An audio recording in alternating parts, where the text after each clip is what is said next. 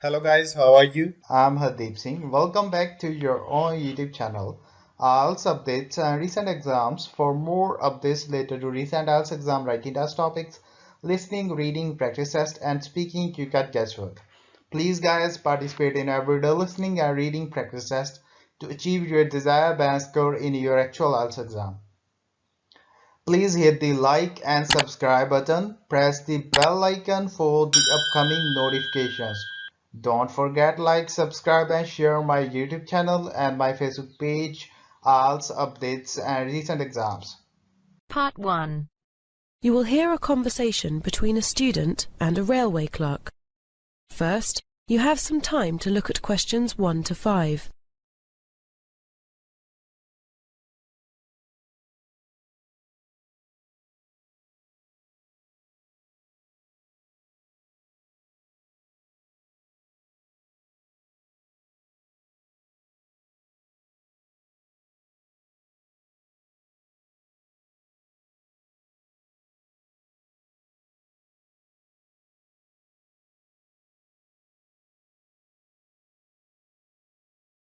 Now listen carefully and answer questions 1 to 5. Central Station, Norwich, Sue Brown speaking. Can I help you? Is that the railway station? Yes. Is there a card that you can buy railway tickets and allows you to get discounts on it? You mean a rail card? Yes, there are various types. There's the young person's rail card and the senior citizen's rail card, for example. Well, I'd like a young person's rail card, but I'm over 21. Is that okay? Do I still qualify? Yes, you're eligible from 18 to 25. Great. And how much does it cost? £18. Okay. And can I get it over the phone? Well, I can take your details and process it now over the phone, but you'll need to come in to collect the card. Yeah, that's fine. OK, so I just need to take down some details. First of all, can I have your name? Stephen Crockers. OK, so first name Stephen. Is that Stephen with a V? No, with PH. Right. And can you give me your surname again? That's Crockers. Crocker with a C? No, I'll have to spell it out for you. Krockers. Right, thank you. Now, you said you were over 21. Can I ask for your exact date of birth, please? Yes, sure, it's the 3rd of February. Yes? And the year's 1979. 1979. OK, lovely. So the next thing I need to know is your permanent address. Right. I'd better give you my parents' address then. I'm probably moving soon. Yes, that'll be fine. It's 158 Kingwood Close. Is Kingwood one word or two? 1. Right. Norwich. And can you tell me the postcode, please? It's NR4 6JF. NR4 6JS? No, F for Freddy. Right. And the next thing I need is your telephone number. Do you mean my parents' number? Yes, the number at your permanent address. OK. It's Norwich 456321. And are you living at that address now? No, in term time I'm in lodgings. But like I said, I might be moving soon. Never mind. Just give me the address where you're staying now. Right, it's 62 Housewalk Terrace, Wakefield. And the postcode? WF1 4NN. Right, that's fine. Before you hear the rest of the conversation, you have some time to look at questions 6 to 10.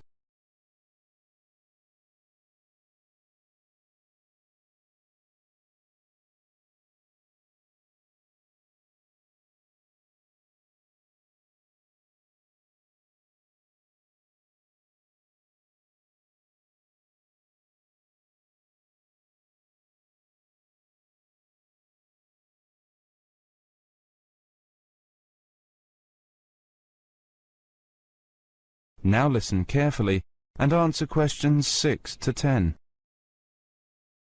And I want to get a ticket. Can I do that now and get the discount, or do I have to wait until the card's ready? No, you can book the ticket now and collect it at the same time as you get the card. OK, so I want a return ticket to London next week. How much will that cost? Well, it depends on what sort of ticket you get. There are 4 different kinds. I'll go through them for you. Right. The cheapest one's the London Day Out. That's good if you're just going away for the day. It includes some bus and tube travel in London, but you have to travel outside peak hours. That costs £18. Okay. Now, the next one's called the Super Advance Return. You can travel on any train with that, but you have to book your seat one day ahead.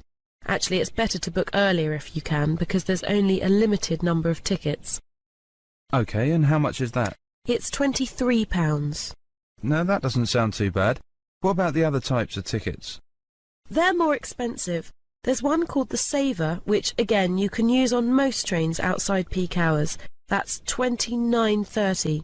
But you don't need to buy it in advance. You can get it on the day you travel. That's a bit expensive. And finally, there's the Open ticket. And with that, you can travel on any train on any day of the week, and you don't need to book ahead. But that costs £60. £60? Right, I'll have a Super Advance. Now, I'd like to leave next Friday morning on the 8:30 train and come back on Sunday at 10 p.m. And you said that usually costs £23? That's right. So how much do I save with the rail card? You get a third off. A third off £23 is £7.66, so you'll pay £15.34. But then this time you have to pay for the rail card too. That's £15.34 plus £18, so altogether you'll have to pay £33.34. And when can I collect them? They'll be ready by Wednesday. They should be at the bookings office after about 10 a.m. Oh, I don't know if I can make it on Wednesday. You can't post them, can you? No, you have to collect your rail card in person and sign it. And I nearly forgot to tell you, you need a passport-sized photograph for it. If you don't have one, there's a machine on the station. No, I think I've got one somewhere. I needed some for my college application. I think I had one left over. Good. So, is there anything else? No, that's great. Thanks a lot. Bye. Goodbye. That is the end of part 1. You now have half a minute to check your answers.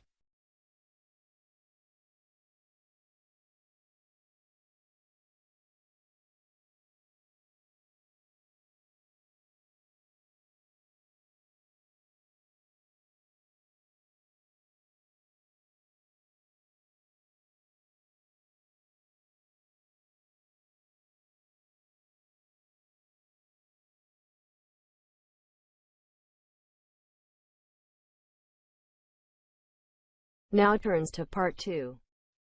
You will hear a talk to new students at a university.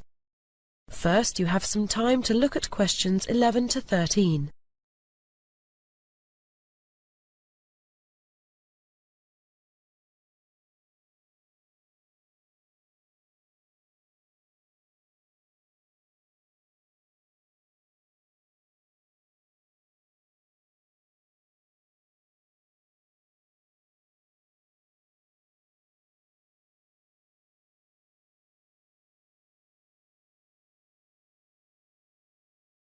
Now listen carefully and answer questions 11 to 13. Hi, it's good to see you all here today, and what a pity the weather is so bad for your first day at university. It could at least have stayed sunny today. Now, my name is Pat Baker. I work for Student Services, and I'm going to tell you about our mentoring scheme for new students.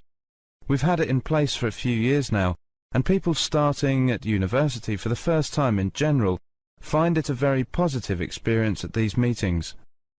What happens is this. Each of you, if you want to join the scheme, will be assigned a mentor. That is, someone who's been studying here for a year or two, and who can show you the ropes. In other words, show you how things work, give you advice if you need it, and just generally be friendly contact for you in the university. Of course, you'll have your tutors and lecturers, who will also help you with academic problems. But this is someone more your own age, who has been through the same experience quite recently. What the mentor does is to have a group of usually 2 or 3 students, and he or she organises meetings, preferably about once every 2 weeks. We generally find that more than that is just too often, where you chat about your problems, university life, or just about things in general, and your mentor will give you the benefit of his or her experience. If you're joining this scheme, you'll be meeting your mentor today, just after lunch. If you haven't signed up, by the way, it's not too late. Come and see me after the talk. Don't be frightened about this first meeting. It's going to be quite short, so you won't have time to tell your mentor all your difficulties.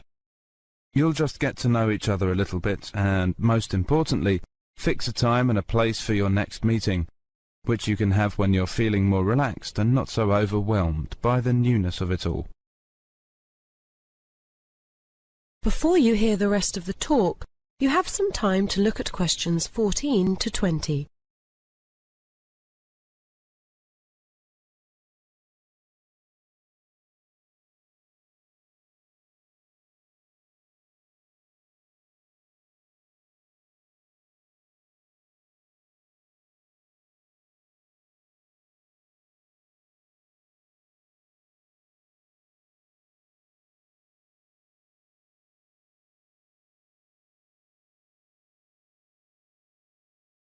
Now listen carefully and answer questions. Mentors, as I've said, have been through the same experience as you quite recently, so they can understand your problems. They'll be able to tell you about academic systems, which are so different at university from what you were used to at school. Also, because at university you are much more independent and you have to spend so much time studying on your own, they can suggest techniques for studying which will help you to keep up to date with your work. This university is an enormous place, so another thing which they'll be able to help with is university facilities. You know, anything from sports halls to libraries to medical services, and they can probably help you get involved in all sorts of social activities too. Parties, clubs, sports, whatever. So, as you can see, this is a pretty useful scheme, but it does rely on people keeping in touch. The telephone's pretty useful if you have one, but students are busy people and often out doing things, so email is probably better. Your mentor will be able to show you how to get an email account. They don't cost anything to students, they're free. For people who have never been away from home before, a mentor is a useful contact and support, somewhere between a friend and a parent. And no doubt, as the year progresses, and you start getting nervous around exam time, your mentor will be ready with useful tips on the best way to pass your exams. After all, they did the same ones either last year or the year before, and they passed them. That is the end of part 2. You now have half a minute to check your answers.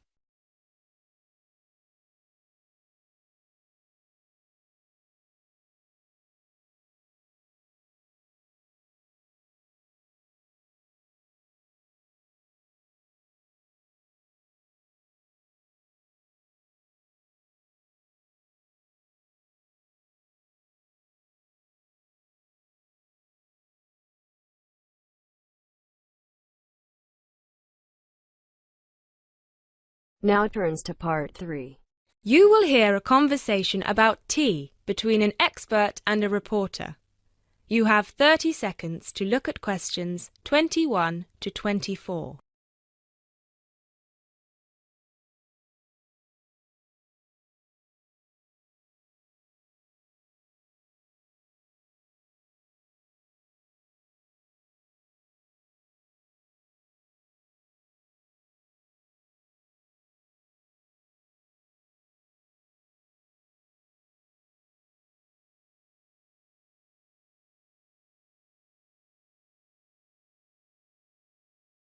Hi, Jacob. Thank you so much for coming along today. It's my pleasure. I'm very intrigued about what a tea meditation entails exactly. Well, it's very simple, really. I think the first thing you need to keep in mind is that it is mostly about leaving everything that you have been thinking or worrying about today to one side. Really focus on the present moment. Oh, it sounds great. I certainly don't know very much about tea, and I'm keen to get started. But before you go into more detail, can I ask you what your favourite kind of tea is? Well, I think the kind of tea we are going to have today is my favourite. It is pu'er tea from Yunnan province in southern China. What makes this tea special? Pu'er is a dark tea. The regions of Yunnan, the north of Vietnam and Laos, have one of the best climates for growing tea in the world. Pu'er is a post-fermented tea. Oh, what is a post-fermented tea exactly? It is a tea that has undergone a period of aging in the open air. They age the tea for days, even years.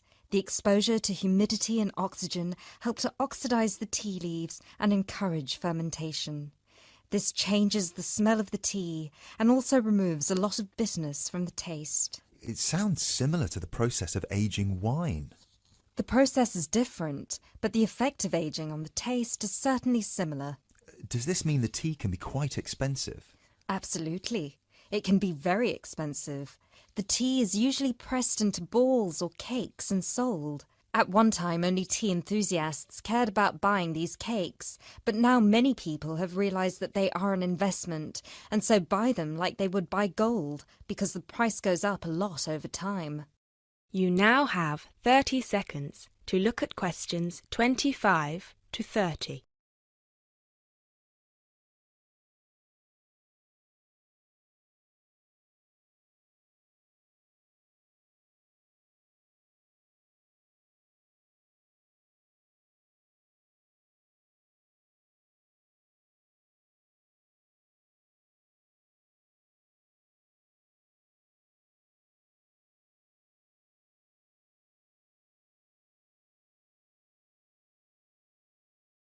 So now I want you to focus on clearing your mind of anything other than this present moment. Let go of any concerns. Okay, one slight problem. I will need to record our conversation, and I will need to take notes for the article. I plan to write about this for my newspaper. Is that okay? Oh yes, of course. Whatever you need. Thank you. I'll try to keep my notes to a minimum. Good. So, where was I? Oh yes, I think very few people really appreciate the complexity and variety of tea that exists in the world. Right. Most people are maybe like me and just use tea bags. Exactly. And with a tea bag, the tea is trapped inside and cannot move around freely. You can really taste the difference drinking a brewed tea that was free to move around through all the water. So, do you ever use tea bags? Never. There are many different kinds of tea. White, yellow, black, green, oolong, matcha, herbal and many others. Each one has its own unique properties. To fully experience what each tea has to offer, you must brew it in the correct way. I also believe in only drinking tea that is picked and sorted by hand, rather than using mechanical processes. Although it takes more time, the tea made by hand is so much better that it leads to an increase in the tea's sales. But in that case, surely if there is more interest in the tea, and with the time-intensive farming process, this means there could be shortages because the demand is higher than the ability to produce it. There were shortages for a while, but then an artificial fermentation process was developed in the 1970s, which helped to speed up the fermentation times. As I mentioned, this process has an aging effect on the taste of pu'er tea that is very similar to the effect on the taste of wine that you get from that fermentation process, though for pu'er tea today, we're talking about that artificial process. How can they do this artificially? The farmers gather the tea leaves into a big pile, then cover it with a large sheet or tarp. They spray water on the tea every now and then, and therefore fermentation happens faster. Usually the tea is left for 30, 45, 60 or even 90 days still. The farmer will check the tea every few days, and just by the feel of the tea, he knows whether it is ready or if it needs more time. Wow, that sounds like a fascinating process. I never realised that there was such a science behind producing tea. Well, now you are ready for the best part, the tasting of it. That sounds like a very good idea to me. So what I will do now is boil the water, and we can begin our meditation. What does that entail? We need to focus on only two things. The first is your mind and body. Forget everything that you have been worrying about today. Forget about what you have to do later on, or what somebody said to you earlier.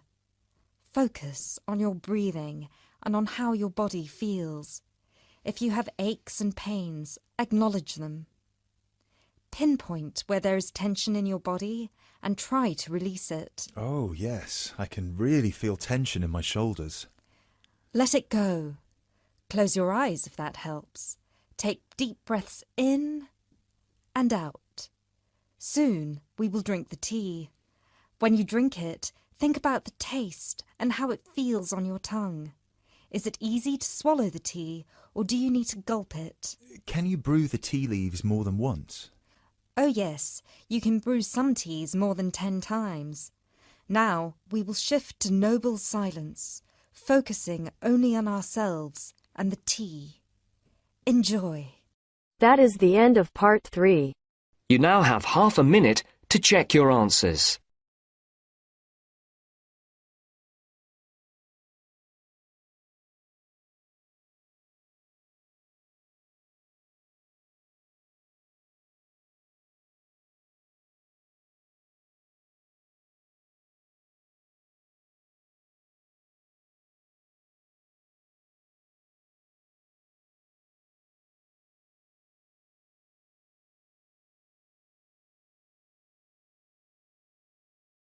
Now turns to part 4. You will hear part of a lecture about architecture. You have 30 seconds to look at questions 31 to 36.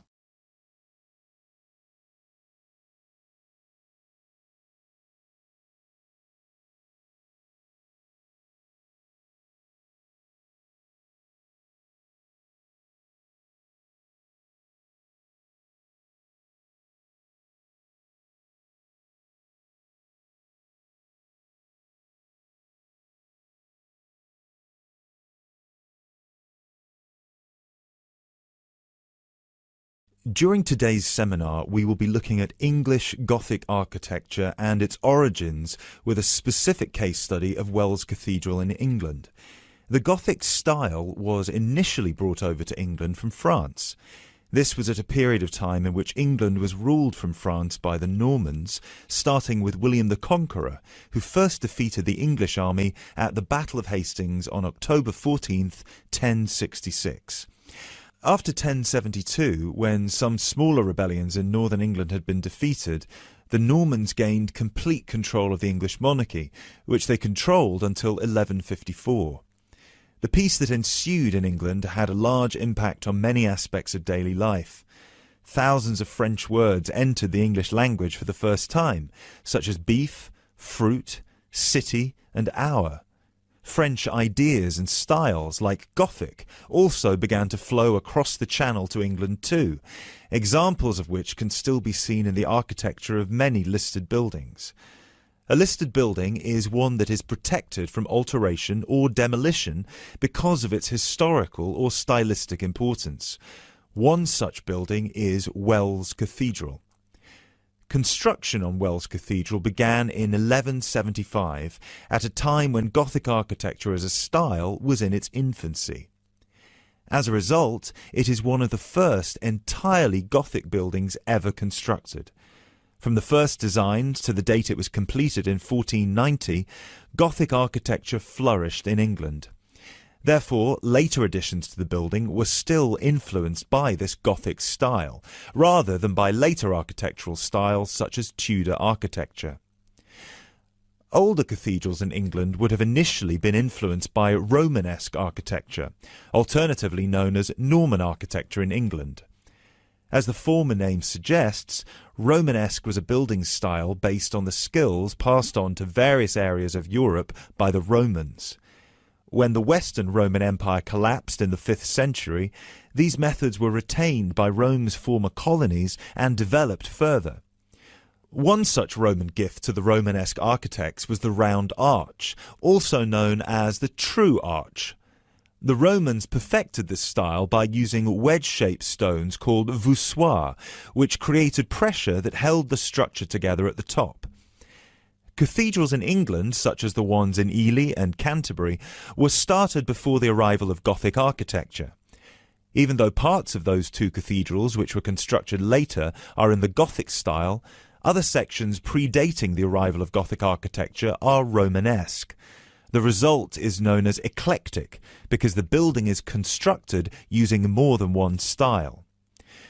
All of these cathedrals belong to a group known as the Medieval Cathedrals of England. There are 26 different buildings that belong to this group in total, all of which were constructed or added to during a 500-year period from 1040 to 1540. You now have 30 seconds to look at questions 37 to 40.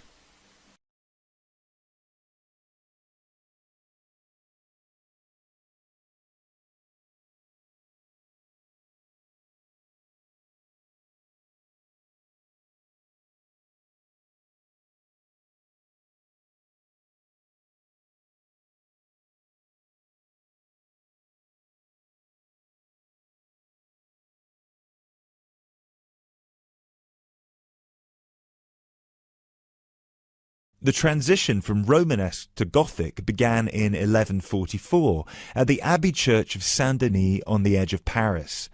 It was here that a Benedictine abbot by the name of Suger had just completed his plan to rebuild the Basilica of Saint-Denis in a new style through which he believed the dull mind rises to truth through that which is material.